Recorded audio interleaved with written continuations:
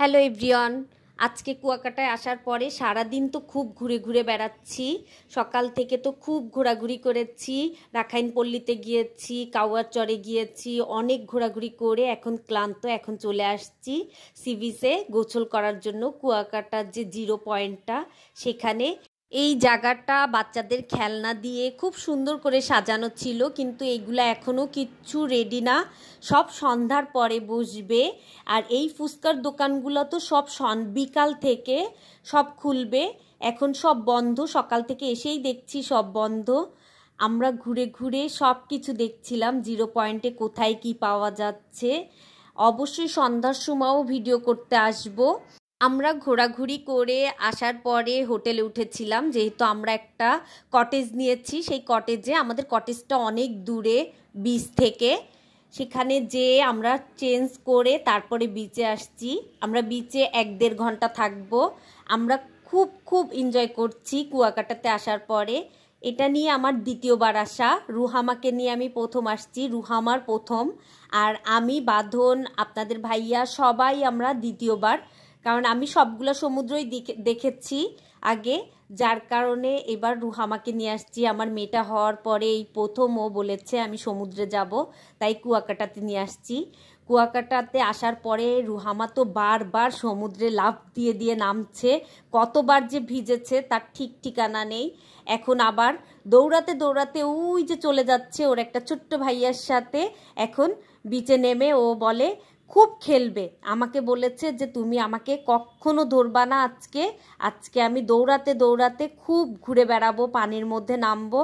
তারপরে আবারও চলে আসছে আমাদের কাছে। আমরা এখানে বসেছিলাম একটু ছাতার নিচে, প্রচণ্ড রোদের কারণে কিছুই দেখা যাচ্ছে না, কিন্তু সবারই গোসল করতে হবে, সবাই ক্লান্ত, সারাদিন খুব ঘোরাঘুরি করেছি।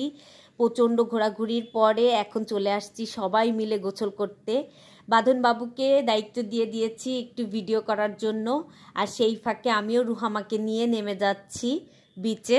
সমুদ্রে এখন ভাটা চলছে, জোয়ারে পানিটা ঠিক ওই ছাতার ওখানে চলে যাবে যেখান থেকে আমি নেমে আসছি, যেখানে ফুচকার দোকানগুলো ওই পর্যন্ত চলে যাবে। এই বাঁশের মাথার একদম ভেজা মাটি পর্যন্ত, ওই পর্যন্ত যে ভেজা বালুগুলা দেখা যাচ্ছে ওই পর্যন্ত। সন্ধ্যা 6টা থেকে রাত 8টার মধ্যে জোয়ারে ওই পর্যন্ত হয়। আমি আরেকবারও এসে দেখেছি, এবারও আপনাদেরকে দেখাবো যে জোয়ারটা কখন আসে।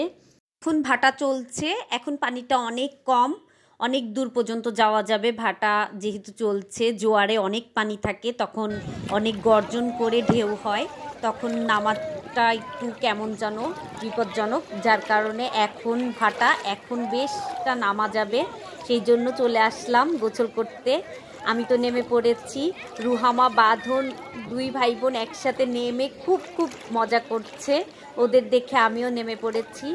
অনেক স্কুলের ছাত্রছাত্রী এসেছে, অনেক দূর দূরান্ত থেকে অনেক মানুষ আসছে কুয়াকাটাতে আসলে অনেক সুন্দর সুন্দর জায়গা আছে বেড়ানোর জন্য। আমরা বিকালেও একটা চরে যাব, আরও ভিডিও আসবে। এরপরে আমরা গোসল করে তারপরে খাবার খেতে যাব আমাদের কটেজে।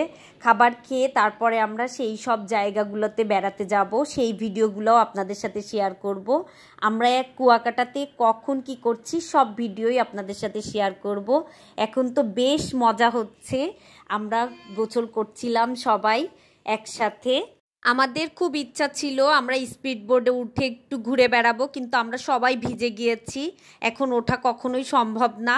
কিন্তু বাঁধনবাবু আর রুহামা বলছিল যে ওরা যে বাইকটা চলছে স্পিড বোর্ডের মতো সেইটায় ঘুরে বেড়াবে, কিন্তু আমি খুব ভয় পাই যদি ডুবে যায়, সেই জন্য আমি ওদেরকে নিয়ে অনেকটা পানিতে নেমে গোসল করছিলাম। বাঁধন আর রুহামা তো খুব খুশি।